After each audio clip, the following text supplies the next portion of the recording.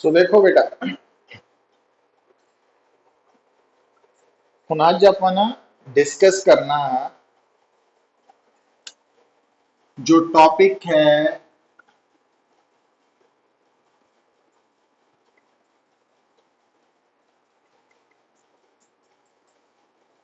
Magnetic materials बारे।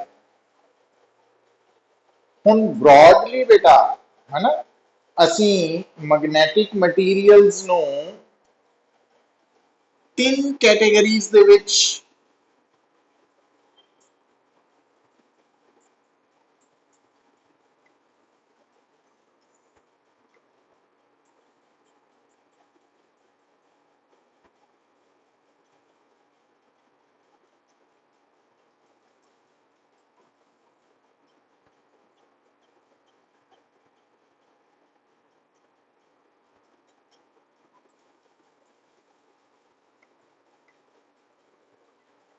Divide करते हैं ना अपन, dia, para and ferromagnetic substances और मटीरियल्स। तो आप वन बाय वन इन्हां बारे डिस्कस करना। तो सब तो पहला बेटा आप डाया मैग्नेटिक मटीरियल्स की अगर गल करिए तो देखो, जो डाया मैग्नेटिक सब्सटेंसेस है, ਜਦੋਂ ਆਪਾਂ ਇਹਨਾਂ ਬਾਰੇ ਗੱਲ ਕਰਦੇ ਆਂ तो those substances which are weakly repelled by the magnet, मतलब वो substances जिन्हां ਨੂੰ मैग्नेट weakly रिपेल करदा बट हल्का जिहा है ना, उन्हां ਨੂੰ ਅਸੀਂ डायामैग्नेटिक सब्सटेंसेस बोलते हैं। और दूसरा बेटा, जो डायामैग्नेटिक सब्सटेंसेस है ना, when these substances are placed in magnetizing field, they get magnetized in a direction opposite to that of magnetizing field। मतलब no doubt डायामैग्नेटिक सब्सटेंसेस ਨੂੰ मैग्नेटाइजिंग फील्ड च रखन ते वो मैग्नेटाइज्ड हो जाएंगे, पर उन्हां दी जो इंटेंसिटी ऑफ मैग्नेटाइजेशन है उसकी डायरेक्शन मैग्नेटाइजिंग फील्ड के ऑपोजिट होंदी है, उलट होंदी है। तो डायामैग्नेटिक सब्सटेंसेस के बारे ये पॉइंट है। पर अगली गल बेटा सुनो, जिन्ने भी डायामैग्नेटिक सब्सटेंसेस है उन्हां दे जिहड़े कॉन्स्टिट्यूएंट एटम्स है, जिन्ने भी डायामैग्नेटिक सब्सटेंसेस है उन्हां दे जिहड़े कॉन्स्टिट्यूएंट एटम्स है, जिन्हां एटम्स तो मिलके वो डायामैग्नेटिक सब्सटेंस बनिया, हर एटम दे कोल पेयर्ड इलैक्ट्रॉन्स है। मतलब डायामैग्नेटिक सब्सटेंसेस जिहड़े है ना बेटा, उन्हां दे एटम्स दे कोल पेयर्ड इलैक्ट्रॉन्स हुंदे है। कोई भी अनपेयर्ड इलैक्ट्रॉन एग्जिस्ट नहीं करता डायामैग्नेटिक सब्सटेंस दे एटम कोल, याद रखना। मतलब अगर मैनू कोई कहे कि ये एटम डायामैग्नेटिक सब्सटेंस का एटम है, तो इट मीनस ਉਹਦੇ ਕੋਲ जिन्ने भी इलैक्ट्रॉन्स होंगे वो सब पेयर्ड होंगे, पेयर्ड फॉर्म च ना। और अगर मैनू कोई कहे कि ये एटम के अंदर जिन्ने भी इलैक्ट्रॉन्स है वो पेयर्ड है, इट मीनस वो डायामैग्नेटिक सब्सटेंस ਨੂੰ बिलोंग करता वा। तो ये वाइस वर्सा है। हुण बेटा अगर तुहानू कोई पूछे कि डायामैग्नेटिक सब्सटेंस की एग्जांपल्स, तो तुसी जिन्नियां भी बेटा इनर्ट गैसेस है ना, नोबल गैसेस, वो सारियां डायामैग्नेटिक सब्सटेंसेस के अंडर आती हैं। प्लस इस तो इलावा जिस तरह H2 गैस है ना, वो भी फर्क समझियो, एक है हाइड्रोजन एटम H एटम, ਉਹਦੇ ਕੋਲ ਇੱਕੋ ਇਲੈਕਟ੍ਰੋਨ है, तो वो डाया नहीं है, बट H2 मॉलिक्यूल डाया च आंदा है। ये फर्क आ गया ना दोनों। प्लस जिस तरह वाटर है H2O, वो भी डायामैग्नेटिक सब्सटेंस बिहेवियर पोजेस करता है। तो जिन्ने भी बेटा डायामैग्नेटिक सब्सटेंसेस है उन्होंने एटम्स कादे बने हुए हैं, उन्होंने एटम्स के कोल जिन्ने भी इलैक्ट्रॉन्स है सब पेयर्ड इलैक्ट्रॉन्स है। तो ये रिजल्ट याद रखना। हुण जदों असीं डायामैग्नेटिक सब्सटेंस के बारे गल कर रहे हैं, तो जदों बेटा कोई भी diamagnetic substance non uniform magnetic field च प्लेस किया जाता। Non uniform magnetic field, non uniform magnetic field का मतलब वो मैग्नेटिक फील्ड जिसका मैग्नीट्यूड ते डायरेक्शन डिफरेंट प्लेसेस से डिफरेंट है ना, वो नॉन यूनिफॉर्म। तो तुसी नोट की करोगे कि when a diamagnetic substance is placed in a non-uniform magnetic field, it always moves from high intensity region to low intensity region। मतलब डायामैग्नेटिक सब्सटेंस हमेशा जिथे मैग्नेटिक फील्ड स्ट्रॉन्ग है, मैग्नेटिक फील्ड इंटेंसिटी ज्यादा वा, उथों low intensity वाल shift हुंदा। और इदा क्यों हुंदा? Just to get stability. मतलब डायामैग्नेटिक सब्सटेंस की बेटा potential energy high potential region च ज्यादा होंदी है, लो पोटेंशियल रीजन च घट होंदी है। ये याद रख लेना है ना। तो स्टेबिलिटी अटेन करने लिए इदा कर। और इसे गल को अगर आप जोड़िए, देखो जिहड़ा तुहाडा मैगनेट है, मैगनेट के अराउंड जिहड़ा मैग्नेटिक फील्ड है बेटा, वो नॉन यूनिफॉर्म मैग्नेटिक फील्ड है। और अगली गल, मैगनेट के जिहड़े पॉइंट्स नजदीक है, नेड़े है, उत्थे मैग्नेटिक फील्ड स्ट्रेंथ ज्यादा वा, ते जिहड़े पॉइंट्स मैगनेट तो दूर है, उत्थे मैग्नेटिक फील्ड स्ट्रेंथ घट है। तो जदों असी मैगनेट के नजदीक डायामैग्नेटिक सबसटेंस नू प्लेस करते हैं, तो हुणी मैं की बोलिया कि डायामैग्नेटिक सबसटेंस ने हाई या higher magnetic field region to lower magnetic field region shift करना। तो इसका मतलब डायामैग्नेटिक सबसटेंस ने मैगनेट तो दूर जाना, तो सानू लगना इदा वा कि जिदा मैगनेट डायामैग्नेटिक सबसटेंस नू रिपेल कर रहा है ना। तो आप वर्ड यूज किया सी ना, तो वो आ गया। सो हुण बेटा, क्योंकि मैं जदों डायामैग्नेटिक सबसटेंस बारे तुहानू दस रहा सीगा कि वो सबसटेंस है जिसनू मैग्नेटाइजिंग फील्ड च रखन ते वो वीकली मैग्नेटाइज्ड हुंदे है, पर उन्हां दी मैग्नेटिक मूवमेंट दी डायरेक्शन या इंटेंसिटी ऑफ मैग्नेटाइजेशन दी डायरेक्शन मैग्नेटाइजिंग फील्ड दे ऑपोजिट हुंदी है, डायामैग्नेटिक। तो इस कारण करके डायामैग्नेटिक सबसटेंस दी बेटा magnetic susceptibility negative and very small है। तो डायामैग्नेटिक सबसटेंसेस क्योंकि वीकली मैग्नेटाइज्ड होंगे, प्लस इन्हां दी intensity of magnetization magnetizing field के ऑपोजिट है, इस करके इन्हां दी magnetic susceptibility negative and very small है। फिर बेटा आपां कल रिलेशन पढ़िया सी कि डायामैग्नेटिक सबसटेंस दी मैग्नेटिक रिलेटिव परमेबिलिटी ते मैग्नेटिक ससेप्टेबिलिटी का रिलेशन है। वैसे तो ये रिलेशन किसी भी सबसटेंस लिए यूज कर सकते हैं। तो डायामैग्नेटिक दे लिए बेटा मैग्नेटिक ससेप्टेबिलिटी एक तो नेगेटिव है और स्मॉल भी है, काफी छोटी है, एक तो काफी घट है। तो जो आप इतने वैल्यू पुट करांगे तो म्यू आर की वैल्यू लैस दैन 1 आएगी।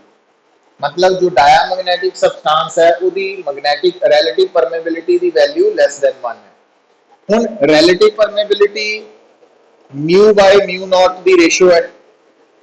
इसका मतलब जो डायामैग्नेटिक सबसटेंस है उसकी मैग्नेटिक परमेबिलिटी की value absolute permeability of vacuum नालों लैस दैन हुंदी है, घट हुंदी है।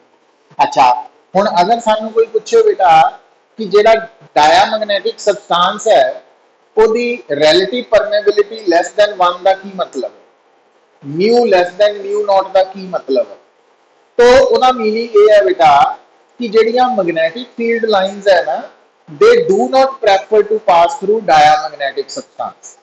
जेड़ियां मैग्नेटिक फील्ड लाइंस है they do not prefer to pass through diamagnetic substance। मतलब भी अगर बेटा मैं इथे तुहाडे सामने की ड्रॉ करा मैग्नेटिक फील्ड लाइंस, तो आ तुहाडे सामने बेटा मैग्नेटिक फील्ड लाइंस है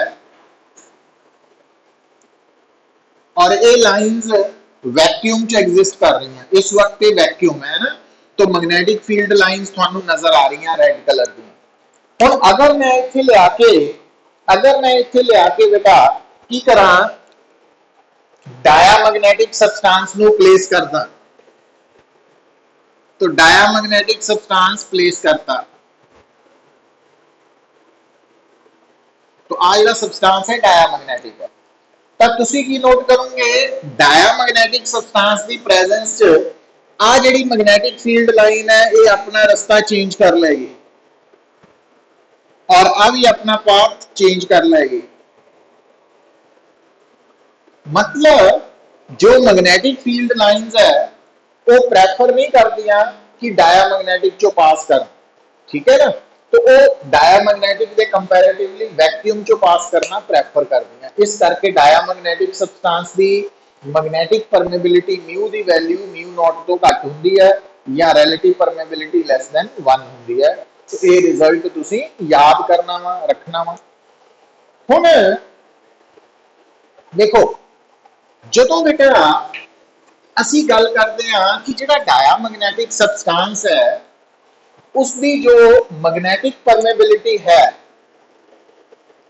म्यू की वैल्यू म्यू नॉट तो घट है, म्यू आर की वैल्यू लैस दैन 1 है, पर आप नाल ये भी कर रहे हैं कि मैग्नेटिक ससैप्टेबिलिटी भी नैगेटिव एंड वेरी स्मॉल। पर हम मैं जी अगली टर्म थोड़े सामने इंट्रोड्यूस कर रहे हूं की है कि अगर मैनू कोई पूछे कि डायामैग्नेटिक सब्सटेंस की जो मैग्नेटिक ससैप्टेबिलिटी है ਉਹਦੇ ਉੱਪਰ ਟੈਂਪਰੇचर का की इफेक्ट है, मतलब अगर थोड़े कोल वाटर है, पानी पानी डायामैग्नेटिक है, तो अगर पानी का टैंपरेचर 0 केल्विन है, 100 केल्विन है, 300 केल्विन है, तो डिफरेंट टैंपरेचर से वाटर की मैग्नेटिक ससैप्टेबिलिटी किस तरह होएगी। तो वह आंसर की है, वो आंसर आप कर सकते हैं अगर मैनू ये पता होए, याद कर लो कि magnetic susceptibility of diamagnetic substance is independent of temperature. तो magnetic susceptibility is independent of temperature. तो इसका मतलब मीन्स डिफरेंट टेम्परेचर से मैग्नेटिक ससैप्टेबिलिटी की वैल्यू की रहेगी, डायामैग्नेटिक सब्सटेंस की मैग्नेटिक ससैप्टेबिलिटी की वैल्यू सेम रहेगी, है ना। इट मीन्स डायामैग्नेटिक सब्सटेंस के लिए अगर सानू कोई कहे कि टैंपरेचर ते मैग्नेटिक ससैप्टेबिलिटी च ग्राफ प्लॉट करो, तो वो ग्राफ आएगा बेटा नेगेटिव आएगा। क्यों? मैग्नेटिक ससैप्टेबिलिटी नेगेटिव है ना, ये याद रखना तुसी।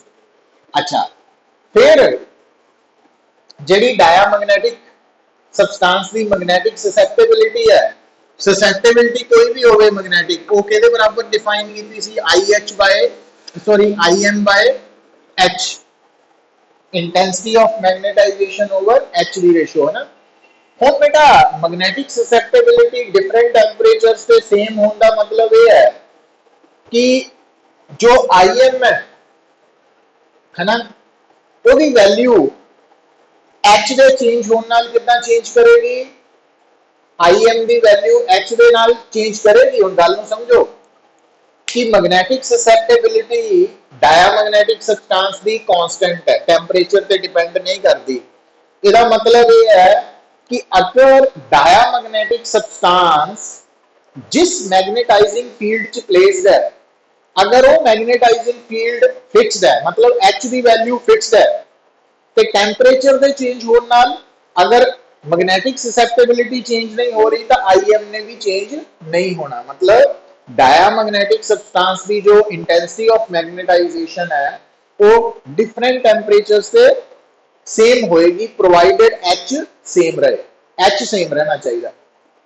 तो इस कारण करके अगर थानू कोई कहे कि डायामैग्नेटिक सब्सटेंस की इंटेंसिटी ऑफ मैग्नेटाइजेशन का टेंपरेचर नाल की रिलेशन है, तो वो भी independent of temperature, different temperature से सेम है, provided H remains constant.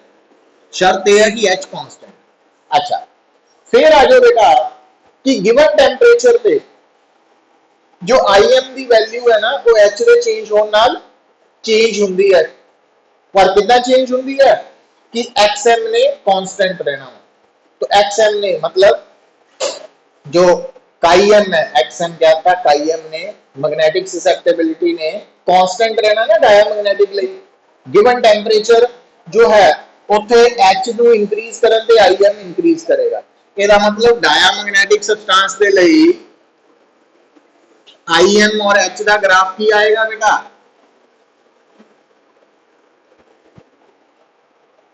IM directly proportional to H और नेगेटिव होने करके इस पॉइंट पे आ गया ग्राफ। पर अगर तुसी बेटा ग्राफ प्लॉट करते हैं IM एंड H दे विच और IM नेगेटिव ले लेने फिर ये ग्राफ इदा बन जाएगा। तो ये डिफरेंट ग्राफ थानू प्लॉट करने कहे जा सकते हैं एग्जाम दे विच कि अगर थानू कोई कहे magnetic susceptibility of diamagnetic substance with temperature plot करो, अगर कोई कहे intensity of magnetisation of diamagnetic substance with temperature for same value of H, और अगर थानू कोई कहे intensity of magnetization with H for diamagnetic substance, तो आ भी ग्राफ है। ये IM माइनस ऊपर ले रहे हैं ना, इस करके इतना का ग्राफ बन जाएगा, ये याद रख लेना। अच्छा फिर बेटा देखो कि तुसी साफ देख रहे हैं कि जेड़ा IM और H का ग्राफ है ना डायमैग्नेटिक सब्सटेंस का, ਇਹਦੀ ਜਿਹੜੀ स्लोप है वो मैग्नेटिक ससेप्टेबिलिटी दस रही है। तो जिन्नी IM ग्राफ दी IMH ग्राफ की स्लोप ज्यादा होएगी, मैग्नेटिक ससेप्टेबिलिटी ज्यादा होएगी। तो ये रिजल्ट भी तुसी याद रखना है इत्थे, है ना। तो न्यूमेरिकल्स पूछा जा सकता। तो एक तो ये बेटा गल हो गई मैग्नेटिक ससेप्टेबिलिटी बारे। हुण ये जिहड़ी मैं इन्फॉर्मेशन तुहानू बोल रहा ये तुहानू याद रखनी पैनी है। प्लस अगली गल देखो, जिहड़ा डायमैग्नेटिक सब्सटेंस है ना बेटा, वो सॉलिड लिक्विड गैस किसी भी फॉर्म च हो सकता है। जो डायमैग्नेटिक सब्सटेंस है ना, लिक्विड फॉर्म च भी हो सकता, सॉलिड च भी ते गैस फॉर्म च भी हो सकता। हुण बेटा अगर मान लो तुहाडे कोल डायमैग्नेटिक सब्सटेंस है लिक्विड फॉर्म च, ते तुसी ओनू की कीता कि आ तुहाडे कोल एक ग्लास ट्यूब है, तो ये यू शेप की ट्यूब है ना, यू ट्यूब। तो आपां इहदे विच की कीता बेटा कि जो डायमैग्नेटिक लिक्विड फिल करता, डायमैग्नेटिक लिक्विड फिल करता, तो तुसी नोट करोगे कि नॉर्मल सिचुएशन च दोनों साइड्स पे लेवल ऑफ लिक्विड सेम होएगा। पर अगर बेटा आ जड़ियां दो लिम्स है ना, ट्यूब दियां दो साइड्स है, तो अगर एक साइड दे अक्रॉस तुसी मैग्नेटिक फील्ड अप्लाई कर दो, किदा भी वो जिहड़ी लिम है, एक लिम है, ਉਹਦੇ across north south pole pieces रखते, तो तुसी नोट की करोगे कि इस साइड से जो मैग्नेटिक फील्ड पैदा होया ਉਹਦੇ करके डायमैग्नेटिक लिक्विड का लेवल नीचे ਨੂੰ आएगा। तो इसका मतलब ये हो गया कि अगर थानू कोई कहे कि आप एक यू ट्यूब दे विच लिक्विड फिल करता और लिक्विड दे विच दोनों साइड्स पे लेवल सेम सी, और एक साइड वाला सी नॉर्थ साउथ पोल पीसेस लगाते, तो नॉर्थ साउथ पोल पीसेस लगाने उस साइड पे लेवल ऑफ लिक्विड फॉल कर गया, डिप्रेस हो गया। इसका मतलब वो लिक्विड डायमैग्नेटिक लिक्विड है। तो इदा आप कंक्लूजन निकालना है ना, समझ जाना। तो ये करैक्टरिस्टिक्स है, प्रॉपर्टीज है जिहड़ियां थानू याद रखनियां पैणगियां। फिर बेटा एक होर अगली गल तुसीं याद की रखनी है कि मान लो कि आ जिहड़ा रूम है, इस रूम के अंदर यूनिफॉर्म मैग्नेटिक फील्ड एग्जिस्ट कर रहा इस डायरेक्शन, मतलब आ जी डायरेक्शन है ये मैग्नेटिक फील्ड की डायरेक्शन है, यूनिफॉर्म मैग्नेटिक फील्ड। और मैं की करना इस रूम के अंदर आ एक रॉड है, और ये रॉड बनी कादी हुई है डायमैग्नेटिक सब्सटेंस से। तो मैं डायमैग्नेटिक रॉड नूं इस कमरे के अंदर फ्रीली सस्पेंड करदा, तो तुसी नोट की करोगे बेटा diamagnetic rod uniform magnetic field जो सस्पेंड की जाएगी वो अपने आप को हमेशा perpendicular to the direction of magnetic field align करेगी। मतलब जी डायमैग्नेटिक रॉड है उसकी डायरेक्शन मैग्नेटिक फील्ड के परपेंडिकुलर होएगी। तो मतलब इस करके क्यों होएगी क्योंकि इस पोजीशन च डायामैग्नेटिक रॉड की पोटेंशियल एनर्जी मिनिमम होएगी, है ना, ये याद रखनी तुसी गल, स्टेबिलिटी ज्यादा है। तो फिर बेटा अगर मान लो थोड़े सामने एक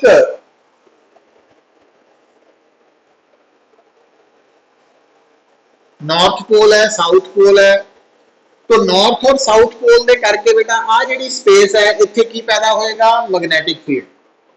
और मैग्नेटिक फील्ड की स्ट्रेंथ सेंटर पे मैक्सिमम होएगी, मैक्सिमम मैग्नेटिक फील्ड, और साइड्स पे मैग्नेटिक फील्ड वीक होएगा। हुण अगर तुसी इस सिचुएशन की करो, एक डिश प्लेट है, आ एक प्लेट है, इस प्लेट के ऊपर पता की कीता असी डायामैग्नेटिक पाउडर पाया हुआ, तो तुसी नोट की करोगे जिहड़ा डायामैग्नेटिक पाउडर पाया ना इस प्लेट के ऊपर, वो अपने आप को इत्थे एक्यूमुलेट कर लेगा।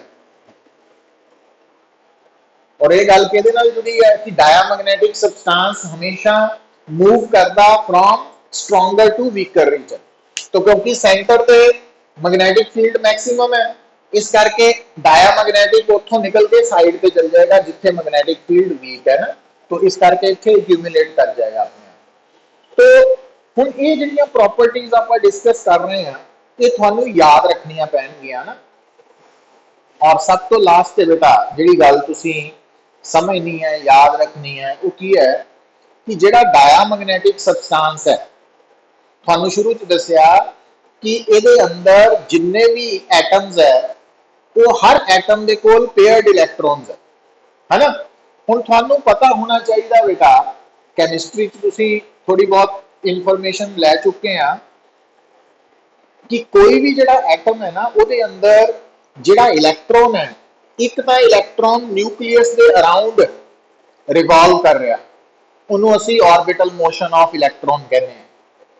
तो दूजा असी क्वांटम मैकेनिक्स के अकॉर्डिंगली की मानते हैं कि हर इलैक्ट्रॉन का स्पिन मोशन है प्लस हाफ माइनस हाफ लिखते हैं ना तुसी केमिस्ट्री। तो इस तो ज्यादा नहीं आपां डिटेल च जान की लोड़। हुण बेटा जिहड़ा ऑर्बिटल मोशन है उहदे करके भी मैग्नेटिक मूवमेंट एग्जिस्ट करती है, और स्पिन मोशन करके भी मैग्नेटिक मूवमेंट एग्जिस्ट करती है। पर जिहड़ी हुण गल समझनी हो ये कि जिहड़ा डायामैग्नेटिक सबस्टांस है ना, क्योंकि उहदे अंदर जिन्ने भी इलैक्ट्रॉन्स है वो सारे पेयर्ड इलैक्ट्रॉन्स है, और पेयर्ड इलैक्ट्रॉन्स दी स्पिन मोशन ऑपोजिट होने करके स्पिन मोशन दी मैग्नेटिक मूवमेंट कैंसल आउट हो जाती है, कैंसल आउट होके जीरो हो जाती है। इस करके डायामैग्नेटिक बिहेवियर दे विच सिर्फ ऑर्बिटल मोशन ऑफ इलैक्ट्रॉन का रोल है, स्पिन मोशन का कोई रोल नहीं है। मतलब आज तो बाद थानू कोई पूछे कि डायामैग्नेटिज्म या डायामैग्नेटिक बिहेवियर किस कारण करके है, तो तुसी आंसर की लिखना, due to orbital motion of electrons. ठीक है। और हुण हुंदा की है वैसे बेटा, गल नूं सुनियो, जेड़ा बेटा मैग्नेटिक मूवमेंट है ड्यू टू ऑर्बिटल मोशन, है ना, तो जेड़ी मैग्नेटिक मूवमेंट है ड्यू टू स्पिन मोशन, दोनों करके एग्जिस्ट करती है। पर क्योंकि डायामैग्नेटिक के अंदर पेयर्ड इलैक्ट्रॉन्स होने करके स्पिन मोशन का कैंसल आउट हो जाती है, और स्पिन मोशन कैंसल आउट का मतलब भी ओदा मैग्नेटिक बिहेवियर कैंसल आउट हो गया, बचिया कौन, ऑर्बिटल। तो इस करके तुहानू जे कोई कहे कि डायामैग्नेटिक बिहेवियर या डायामैग्नेटिज्म का कारण की है, तो तुसी एक लाइन च आंसर देना, ऑर्बिटल मोशन ऑफ इलैक्ट्रॉन्स, है ना। पर हुण अगली गल जिहड़ी है, जिथे बेटा जिन्हां एटम्स दे कोल अनपेयर्ड इलैक्ट्रॉन्स है, अनपेयर्ड इलैक्ट्रॉन्स, हुण उत्थे स्पिन मोशन कैंसल आउट नहीं हुंदा अनपेयर्ड इलैक्ट्रॉन का। इस कारण करके उत्थे बेटा जो स्पिन मोशन है वो ऑर्बिटल मोशन को डोमिनेट कर जाता, समझ गए। पर चाहे स्पिन मोशन ऑर्बिटल मोशन को डोमिनेट कर जाता, और किथे करता, उन्हां एटम्स के अंदर जिथे इलैक्ट्रॉन्स पेयर्ड नहीं है ना, अनपेयर्ड इलैक्ट्रॉन्स है, तो उत्थे बेटा चाहे स्पिन मोशन डोमिनेट कर गया but still orbital motion exist करता है। तो इस करके बेटा ऑर्बिटल मोशन ऑफ इलैक्ट्रॉन्स करके की होंगी, डायामैग्नेटिक बिहेवियर या डायामैग्नेटिज्म। तो जेड़ा डायामैग्नेटिज्म करैक्टर है ना, वो पैरा और फेरो च भी एग्जिस्ट करता वा, पर वो नजर क्यों नहीं आता? क्योंकि ये उही गल हो गई ना कि अगर आप कहिए कि डे टाइम जेडे स्टार्स है या मूनस है, वो ये थोड़ी है कि आकाश च स्काई चो डिसअपीयर हो गए, खत्म थोड़ी होए है, गायब थोड़ी होए है। वो तो सनलाइट इन्नी ज्यादा वा कि वो प्रेजेंस वो नजर नहीं आ रहे है ना, तो सानू लगता कि वो होंगे नहीं दिने। बट अदरवाइज तो स्टार्स ते मून वो तो 24 घंटे ही प्रेजेंट है स्पेस दे विच। तो बट सनलाइट की प्रेजेंस उन्होंने नजर आने तो रोक रही है। उसी तरह नाल पैरामैग्नेटिक और सॉरी फेरोमैग्नेटिक जो सबस्टांसिस है, तो उन्होंने अंदर ना अनपेयर्ड इलैक्ट्रॉन्स होंगे है बेटा, और अनपेयर्ड इलैक्ट्रॉन्स का स्पिन मोशन ऑर्बिटल मोशन को डोमीनेट करन करके उत्थे ऑर्बिटल मोशन का इफेक्ट खत्म हो जाता, नजर नहीं आता, महसूस नहीं होता, बट है। तो उस ऑर्बिटल मोशन ऑफ इलैक्ट्रॉन्स के इफेक्ट को असी डायामैग्नेटिक करैक्टर या डायामैग्नेटिक बिहेवियर या डायामैग्नेटिज्म नाल जोड़ते हैं। तो यदा मतलब जे थानू कोई अज तो बाद पूछे कि वो केड़ा बिहेवियर है या वो केड़ी प्रॉपर्टी है जेड़ी कि डाया पैरा और फेरो तिना च एग्जिस्ट करती है, वो डायामैग्नेटिक करैक्टर या डायामैग्नेटिज्म है, क्योंकि ऑर्बिटल मोशन एग्जिस्ट करता है ना। तो ये डिस्कशन थानू याद रखनी पैनी है, याद रहनी चाहिए। तो डायामैग्नेटिक सबस्टांसिस के बारे बेटा आप इन्नी डिटेल दे विच डिस्कशन की है। तो इत्थे तक थानू किसी नू कोई किसी तरह का डाउट? आर्यन मीनिया, आर्यन पांजा,